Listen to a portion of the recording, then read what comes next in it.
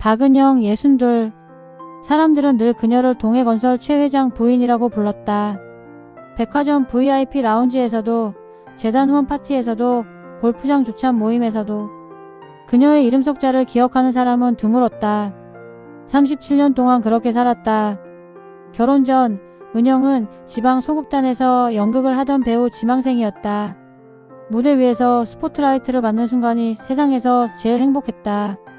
관객의 박수, 커튼콜, 무대 뒤에서 동료들과 나누던 뜨거운 포옹. 비록 월급은 적었지만 그 시간만큼은 온전히 자신으로 살 수 있었다. 무대 위에서 은영은 누구의 부인도 누구의 딸도 아니었다. 그냥 박은영이었다. 하지만 최성범을 만나고 모든 게 달라졌다. 26살 봄 공연을 마치고 나오는 길에 그를 만났다. 건설회사 젊은 상무였던 성범은 자신감 넘쳤고 미래가 확실해 보였다. 첫 데이트에서 그는 고급 레스토랑으로 그녀를 데려갔다. 은영은 그런 곳에 처음이었다. 당신은 특별해요. 무대 위에서 빛나던 모습 잊을 수가 없어요. 성범의 말은 달콤했다. 청혼할 때 성범은 약속했다. 배우 생활? 결혼해도 취미로는 할 수 있지. 대신 내 체면에 누가 되진 않게. 은영은 그 말을 믿었다. 사랑하는 사람과 함께 하면서도 자신이 좋아하는 일을 할 수 있다니 완벽한 조건처럼 보였다. 하지만 결혼 후 1년 상황은 달라졌다. 은영이 지역 소극장 공연 제안을 받자 성범은 얼굴을 굳혔다. 이제 그만할 때도 됐지. 회장 부인이 무대에 서는 꼴을 누가 좋아하겠어? 하지만 당신이 취미로는 괜찮다고 그건 그때 얘기고 지금은 내 입장이 달라졌어. 회사도 커졌고 사람들 시선도 신경 써야 해. 이해해줘. 은영은 그날 밤 대본을 들고 한참을 울었다. 하지만 결국 포기했다. 사랑하는 사람을 위해서라면 할 수 있다고 생각했다. 그렇게 은영은 무대를 내려왔다. 그리고 그 자리를 다른 것으로 채우기 시작했다. 대신 그녀는 호텔 VIP로를 지키듯 사교계 예절을 익혔다. 재단 후원 파티에서는 우아하게 미소 짓고 골프장 조찬 모임에서는 정중하게 고개 숙이고 정치인 부인들과의 점심에서는 적절히 맞장구 쳤다. 연기 대신 웃음을 연습했고 대사 대신 최 회장님 요즘도 승승장구시죠? 같은 인사말을 외웠다. 핸드백은 샤넬, 구두는 페라가모, 시계는 카르티에. 모든 게 완벽했다. 누가 봐도 흠잡을 데 없는 회장 부인이었다. 37년이 흘렀다. 그 사이 딸 유진을 낳고 손주를 받고 수많은 파티와 행사를 거쳤다. 은영은 이제 62이었다. 거울을 볼 때마다 낯선 여자가 보였다. 정갈하게 빗어 넘긴 머리, 진주 목걸이, 고급스러운 원피스. 완벽했지만 그 안에 박은영은 없었다. 어느 겨울 저녁 성범이 서재로 그녀를 불렀다. 앉아. 성범은 책상 위에 서류 한 장을 밀어냈다. 은영은 서류 제목을 보고 눈을 의심했다. 이혼아 비서. 이혼아 비서야. 요즘 정치 쪽 일을 생각 중인데 너 건강 문제 핑계로 조용히 정리하는 게 깔끔해. 은영은 귀를 의심했다. 정리라니 37년을 같이 살았는데 그게 정리야? 그 목소리가 떨렸지만 성범은 담담했다. 서류를 정리하듯 차갑게 말을 이었다. 위자료 줄 만큼 주잖아. 대신 내 이미지에 흠집만 내지 마. 사람들에겐 내가 외국 요양 간 걸로 할 거야. 왜 갑자기? 갑자기가 아니야. 우리 관계 형식적이 된 지 오래잖아. 이제 정리할 때도 됐어. 난 새 출발이 필요해. 은영은 서류를 내려다봤다. 손이 떨렸다. 딸은 알아? 유진이한테는 내가 말할 거야. 너는 그냥 서명만 해. 복잡하게 만들지 말고. 성범은 만년필을 건넸다. 무게감 있는 고급 만년필이었다. 은영이 결혼 20주년 기념으로 선물한 것이었다. 은영은 펜을 쥐고 한참을 망설였다. 37년. 그 시간이 한 장의 서류로 정리되는 순간이었다. 신부 대기실에서 처음 드레스를 입던 날이 떠올랐다. 그날은 설렜는데 지금은 공허했다. 서류 위에 박은영이라는 이름을 또박또박 쓰는 동안 손이 미세하게 떨렸다. 신부 대기실에서 처음 드레스를 입던 날만큼 숨이 막혔다. 설렘 대신 공허함만 가득했다. 성범은 서류를 받아들고 말했다. 현명한 선택이야. 일주일 안에 집 정리하고 나가줘. 일주일? 충분하잖아. 내 집 많지도 않고. 옷이랑 개인 물건만 챙기면 되니까. 그날 밤 은영은 거울 앞에 섰다. 정갈하게 빗어 넘긴 머리, 진주 목걸이, 고급스러운 원피스. 완벽했지만 낯설었다. 나는 누구지? 작게 중얼거렸다. 그날 은영은 37년 동안 연기해온 완벽한 회장 부인 역할에서 조용히 퇴장했다. 커튼콜도 없이. 이혼 후 그녀에게 남은 건 도심 외곽에 있는 낡은 옥탑방 전세와 통장 몇 개였다. 위자료는 제법 나왔지만 은영은 그 돈을 쓰고 싶지 않았다. 그건 37년의 대가처럼 느껴졌다. 대신 결혼 전 모아뒀던 작은 적금으로 옥탑방 전세를 얻었다. 부동산 중개인은 의아한 표정을 지었다. 좀 더 좋은 데 보실래요? 조건이 괜찮으신 것 같은데요. 아니요. 여기요. 은영은 단호하게 말했다. 이게 내 이름으로 계약한 첫 집이네. 은영은 계약서를 내려다봤다. 임차인 박은영. 그 석자가 낯설면서도 반가웠다. 비좁고 겨울바람이 숭숭 들어왔지만 은영은 열쇠를 손에 쥔 채 한참이나 서 있었다. 37년 만에 누군가 허락 없이 열고 닫을 수 있는 문이었다.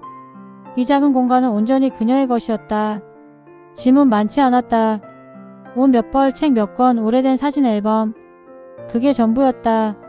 37년을 살았는데 짐이 이것밖에 안 된다는 게 서글펐다. 은영은 옥탑방 창문을 열었다. 도심의 불빛이 멀리 보였다. 저 어딘가에 성범이 살고 있는 저택도 있을 것이다. 하지만 이제 그곳은 그녀와 상관없는 세계였다. 며칠 후 누군가 초인종을 눌렀다. 은영은 놀랐다. 이 집을 아는 사람은 딸 유진뿐이었다. 문을 열자 익숙한 얼굴이 서 있었다. 동해건설 재무팀에서 30년 넘게 일했다는 한도진, 성범의 오른팔 같은 사람이었다. 그는 수척해 보였다. 정장 대신 평상복을 입고 있었다. 사모님 아니 박 여사님.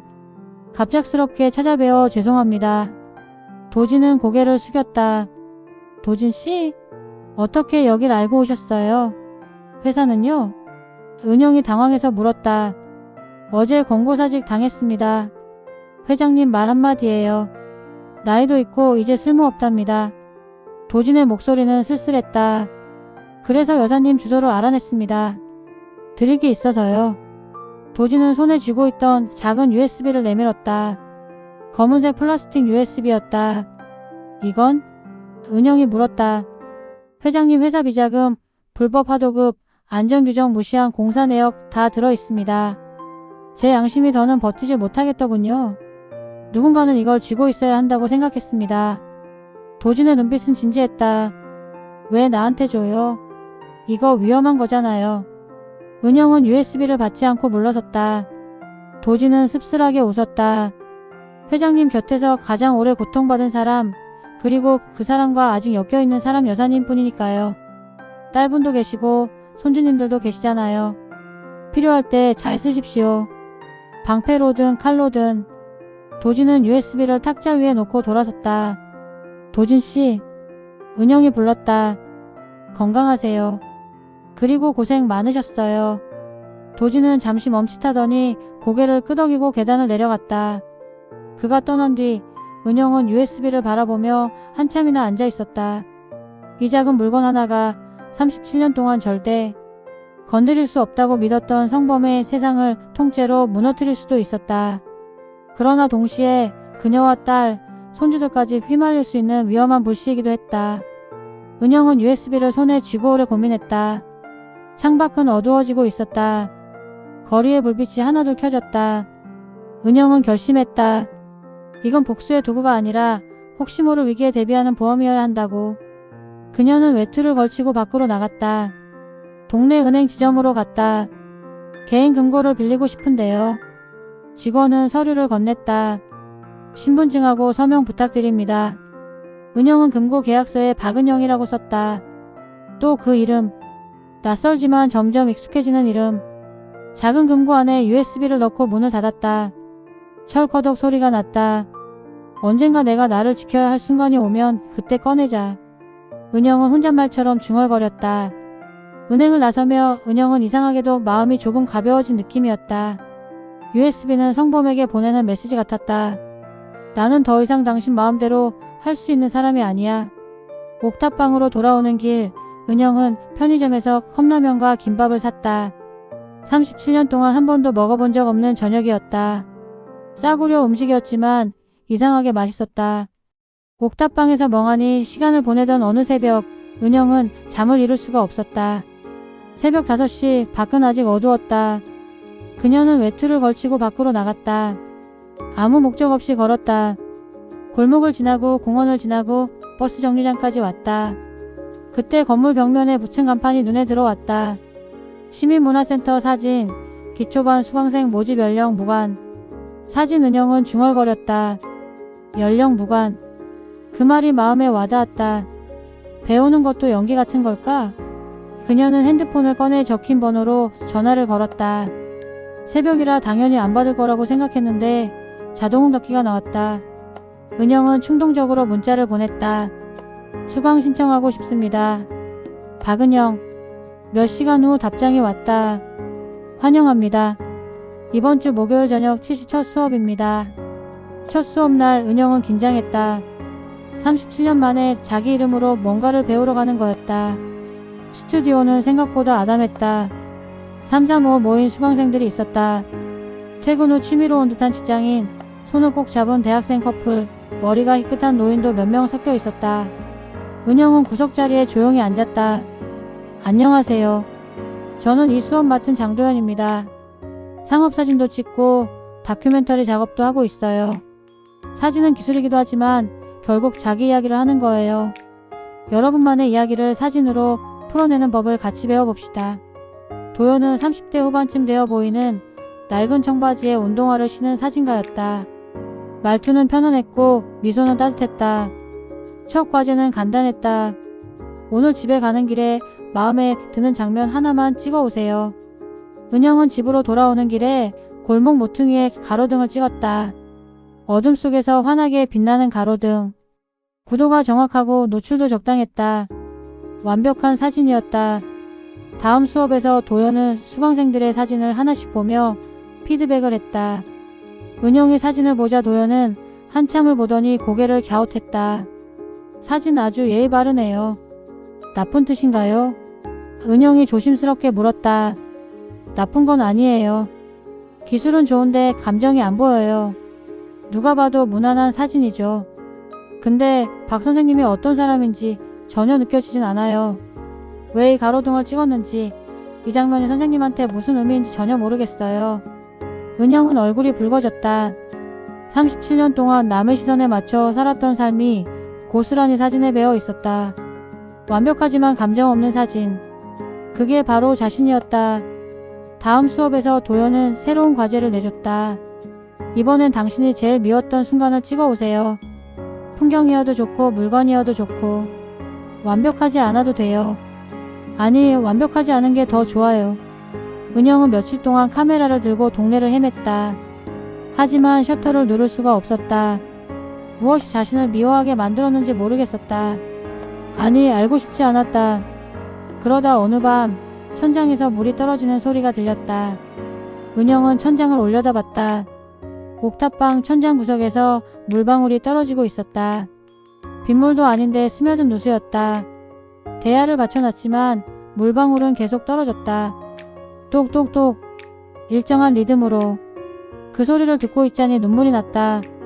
37년 동안 쌓인 내 인생의 몰대 같네. 은영은 카메라를 들었다. 손이 떨렸다. 그 장면을 거치게 흔들리는 초점으로 찍어냈다. 노출도 일부러 과하게 날려버렸다. 번져가는 얼룩, 대야에 떨어지는 물방울, 축축한 천장. 완벽하지 않은 사진이었다. 하지만 은영의 사진이었다. 수업에서 그 사진을 본 도연이 말했다. 이게 박 선생님이네요. 완벽하진 않은데 살아있잖아요. 이 사진엔 감정이 있어요. 슬픔, 분노, 체념 여러 감정이 섞여 있어요. 이런 거예요. 이게 바로 당신의 이야기예요. 그날 이후 은영의 사진은 변하기 시작했다. 억눌린 분노, 공허함, 홀로 서려는 두려움 같은 것들이 어두운 계단, 뒤틀린 난간, 버려진 의자의 이미지로 하나둘 찍혀 나왔다. 그리고 조금씩 빛도 들어오기 시작했다. 골목 모퉁이의 꽃, 버스 안에서 서로 기댄 노부부, 새벽 하늘의 옅은 분홍빛. 무대 대신 손에 쥔 것은 카메라였지만 오랜만에 은영은 자기 장면을 찍고 있다는 기분을 느꼈다. 그즈음 딸 최유진에게서 전화가 왔다. 유진은 30대 후반 웨딩 플래너로 바쁘게 살아왔다. 겉으로 보기엔 누구보다 단단해 보였지만 전화 너머 목소리는 흔들리고 있었다. 엄마 유진아, 무슨 일이야? 나 이혼당하게 생겼어. 은영은 가슴이 철렁 내려앉았다. 무슨 소리야? 무슨 일 있어? 남편 회사가 무너지고 있어. 맡았던 재개발 현장이 공사비 미지급이랑 안전 문제로 중단됐어. 그 배후에 아빠 회사가 있어. 유진의 목소리가 떨렸다. 동해건설이 무리한 하도급 구조로 밀어붙이다가 터진 거야. 근데 아빠는 책임 안 지고 하청업체만 망하게 생겼어. 은영은 말문이 막혔다. 성범의 방식을 알고 있었다. 자신은 절대 손해보지 않는 사람. 그래서 시댁은 자꾸 말해. 장인이 도와줄 거라고. 근데 장인은 엄마도 알잖아. 자기 이름 더럽힐 일은 절대 안 할 사람. 유진이 쓴웃음을 지었다. 그래서 남편이 말했어. 내 엄마가 아빠한테 다시 잘 보이면 당신 사건도 우리 회사도 정리해줄 수 있지 않겠냐고. 유진의 말 끝에는 억울함과 분노 그리고 두려움이 뒤섞여 있었다. 엄마 부탁이야. 그냥 아빠한테 한 번만 가줘. 겉으로라도 화해한 척만 해줘. 나와 아이들에게까지 피해 오는 건 막아야 하잖아. 유진아 제발 엄마. 나 정말 힘들어. 전화를 끊고 나서 은영은 한참 동안 멍하니 앉아 있었다. 딸의 목소리가 귓가에 맴돌았다. 손주들 얼굴이 떠올랐다. 은영은 손이 떠올랐다. 금고 안에 잠들어 있는 USB. 하지만 그걸 꺼내면 어떻게 되는 걸까? 성범을 무너뜨릴 수는 있겠지만 그 과정에서 유진과 손주들도 상처받을 게 분명했다. 그날 밤 은영은 문화센터 근처 카페에서 도연을 만났다. 수업이 끝난 후 도연이 먼저 물었다. 오늘 표정이 안 좋으시네요. 무슨 일 있으세요? 은영은 망설이다가 천천히 털어놓았다. 딸한테 전화가 왔어요. 남편 회사가 망하게 생겼대요. 그 이유가 제 전 남편 때문이고요. 힘드시겠네요. 딸이 부탁했어요. 전 남편한테 가서 화해한 척이라도 하라고. 은영은 커피잔을 꼭 쥐었다. 내가 조금만 굽히면 딸은 편해질지 몰라. 근데 난 다시 그 집으로 그 사람의 가짜 부인으로 돌아갈 자신이 없어. 그렇게 살고 싶지 않아. 도연이 조용히 물었다. 선생님, 37년을 또 내줄 수 있어요? 은영은 고개를 저었다. 이제는 못하겠어. 정말로. 이선이라는 중년 여성 변호사를 찾은 것도 그 다음 날이었다. 지인의 소개로 만난 선이는 똑 부러지는 인상의 변호사였다. 무슨 일로 오셨어요? 직접 싸울 생각은 없어요. 다만 제 딸이 부당하게 희생양이 되지 않도록 막고 싶어요. 은영은 가방에서 복사한 USB 자료 일부를 꺼냈다. 이게 뭐죠? 선이가 물었다. 전 남편 회사의 비자금, 불법 하도급, 안전규정 위반 내역이에요. 은영이 조용히 말했다. 선이는 자료를 훑어보다가 눈을 크게 떴다. 이거 진짜예요? 네. 이걸로 누구를 박살내고 싶은 건 아니에요. 다만 저쪽에서 우리 쪽을 막 밀어붙이지 못하게 방패 정도로만 써주세요. 제 딸이 억울하게 당하지 않게만 해주세요. 며칠 후 유진의 이혼 조정 자리가 열렸다. 은영은 가지 않았지만 선이가 유진의 대리인으로 참석했다. 조정 자리에서 이상한 기류가 흘렀다. 원래 강경하던 남편 측 변호사가 갑자기 태도를 바꾸었다. 잠시 협의 시간 좀 가지겠습니다. 10여 분 후 돌아온 변호사는 말투가 달라져 있었다. 조정안 재검토하겠습니다. 양육권은 협의 공동으로 재산 분할과 위자료도 상식선에서 조정하죠. 더 이상 문제 삼지 않겠습니다. 유진은 당황했지만 선이는 차분히 고개를 끄덕였다. 조정이 끝나고 유진은 선이에게 물었다. 무슨 일이 있었던 거예요? 제가 상대 측에 간단한 자료 하나를 보여줬을 뿐이에요. 더 싸우면 손해가 큰 쪽은 저쪽이더라고요. 그날 저녁 유진이 은영의 옥탑방을 찾아왔다. 엄마 무슨 짓 한 거야? 유진이 물었다. 은영은 차를 내오며 대답했다. 아무 짓도 안 했어. 다만 사람들이 함부로 우리를 밀어붙이면 안 되겠다는 정도는 알겠지. 엄마 유진의 눈에 눈물이 맺혔다. 고마워. 그리고 미안해. 내가 엄마한테 너무한 부탁한 것 같아. 은영은 딸의 손을 잡았다. 괜찮아. 이제 우리 둘 다 스스로 설 수 있을 거야. 은영은 그제야 금고 USB에 작은 의미를 부여할 수 있었다. 복수의 칼이 아니라 경계선을 지키는 펜스 정도로. 아무도 함부로 넘볼 수 없는 선. 그 후 1년. 은영은 도시에 버려진 작은 창고를 하나 샀다. 위자료를 드디어 쓰기로 결심한 것이다. 하지만 사치를 위해서가 아니라 새로운 시작을 위해서. 낡은 셔터, 곰팡이 냄새, 깨진 유리창. 부동산 중개인은 고개를 저었다. 여기 너무 낡았어요. 다른 데 보실래요? 아니요. 여기요. 낡은 게 좋아요. 제가 새로 만들 수 있으니까. 유진이 도면을 그려 보이며 말했다. 엄마, 여기를 사진 전시 겸 작은 카페로 만들자. 이름은 빛고울 어때? 엄마가 사진 찍으면서 찾은 그 빛 말이야. 빛고울? 응. 늦게 찾은 빛이라는 뜻도 되고 빛이 모이는 마을이라는 뜻도 되잖아. 은영은 미소 지었다. 너 웨딩만 하더니 인테리어도 하겠네? 엄마 닮아서 손재주가 있나봐. 모녀는 주말마다 창고에 나와 페인트를 칠했다. 헝가구를 고쳐 쓰고 바닥을 닦고 벽을 다시 발랐다. 도영과 그의 후배들이 헌 조명과 액자를 공짜로 가져다 주었다. 선생님, 이거 쓰세요. 우리 작업실에 남는 거예요. 젊은 사진가들도 자원해서 도왔다. 그렇게 만들어진 공간은 거창하진 않았지만 따뜻했다. 나무 테이블, 빈티지 의자, 벽면을 가득 채운 액자들. 개관날 간판에 불이 들어왔다. 사진 그림 이야기 공방 빛골 운영 박은영. 은영은 간판을 올려다보며 한참 서 있었다. 운영 박은영. 그 이름이 자랑스러웠다. 첫 전시의 주제는 다시 나였다. 옥탑방 누수 사진에서부터 시작해 어두운 계단, 버려진 의자, 그리고 점차 밝아지는 사진들. 시장 아줌마들의 웃음, 버스에서 졸다 서로의 어깨에 기대버린 사람들, 새벽 하늘의 옅은 분홍빛, 늦은 나이에 악기를 배우는 노인들까지. 개관일 예상보다 많은 사람이 찾아왔다. 관람하던 중년 여성 한 명이 누수 사진 앞에서 한참 서 있다가 말했다. 이거 내 얘기 같아요. 나도 이런 느낌이었어요. 뭔가 계속 새는 것 같은. 옆에 있던 다른 여성도 고개를 끄덕였다. 저도요. 늦게라도 뭔가 배우고 싶다는 생각을 하게 되네요. 용기가 나요. 은영은 예전처럼 얌전한 미소를 짓지 않았다. 대신 그 여성들의 눈을 똑바로 마주보며 제대로 웃었다. 늦게 시작하는 사람들을 위한 공간이니까요. 여기선 다 괜찮아요. 나이도 실력도 아무것도 상관없어요. 여성들은 눈을 반짝이며 물었다. 여기서 사진 수업도 해요? 물론이죠. 다음 달부터 60세 이상 초보반 열 거예요. 유진은 이제 더 이상 아버지의 이름을 들먹이지 않았다. 자신만의 웨딩파티 브랜드를 만들고 가끔은 엄마의 공간에서 작은 전시 파티를 기획했다. 엄마, 이번 주말에 신혼부부 작은 피로연 여기서 해도 돼?